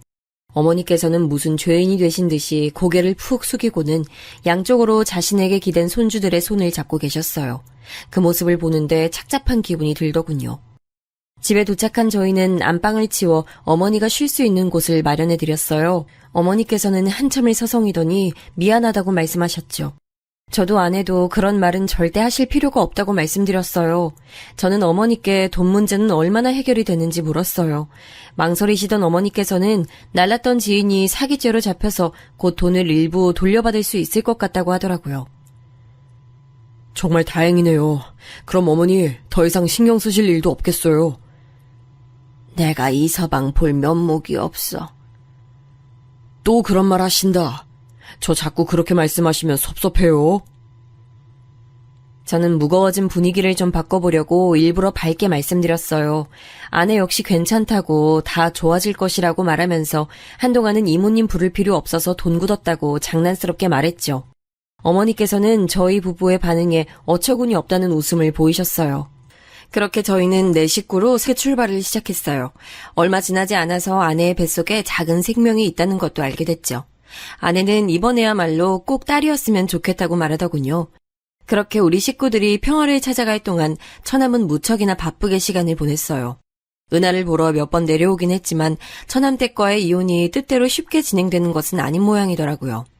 처남댁 쪽에서도 죽어도 이혼은 못한다고 버틴다고 들었습니다. 급기야 이혼의 조건으로 지금 살고 있는 집을 요구한 모양이더라고요.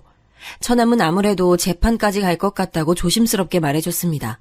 저는 어떻게든 도움이 필요하다면 뭐든 말하라고 했어요. 그 사이에 저는 다시 본사로 복귀하게 됐어요. 예전에 살던 집으로 다시 돌아갈까도 생각했지만 아직 마무리되지 않은 시점에서 처남댁과 오고 가며 부딪히는 일은 만들고 싶지 않아 다른 동네에 집을 알아보았답니다. 전세로 주던 집은 팔아버렸죠. 다시 올라간다는 말에 어머님께서는 많이 불안해하셨지만 이내 다른 동네라는 사실에 안도하시는 눈치였어요. 말씀은 안 하셨지만 처남댁과의 일이 마음의 상처로 남은 것 같았습니다. 저희 부부는 더 이상은 어머니께서 마음 다치는 일 없이 오랫동안 우리와 함께하기를 바라면서 처남의 이혼이 빨리 해결되길 바랐어요.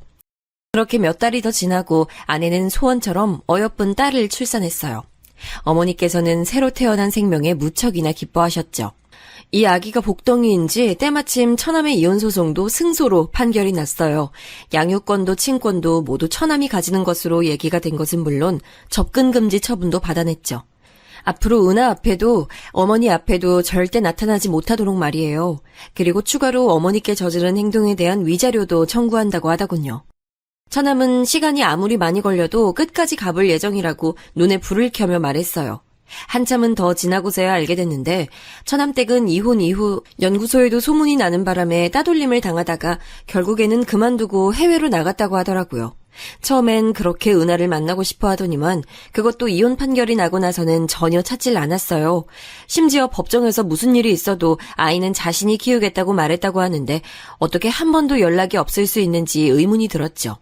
물론 저희가 접근 금지를 신청하긴 했지만 그렇다고 전화도 없을 줄은 몰랐거든요.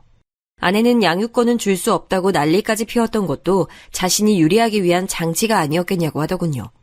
처남댁이 어디서 어떻게 지내는지 조금도 궁금하지 않지만 제발 인간답게 사람답게 살았으면 좋겠다는 생각이 드네요. 남은 시간 자신이 어머니에게 얼마나 큰 잘못을 저질렀는지 깨닫게 되는 계기가 생겨 어머니가 겪은 고통만큼 당해보고 뼛속 깊이 반성이라는 것을 했으면 좋겠네요.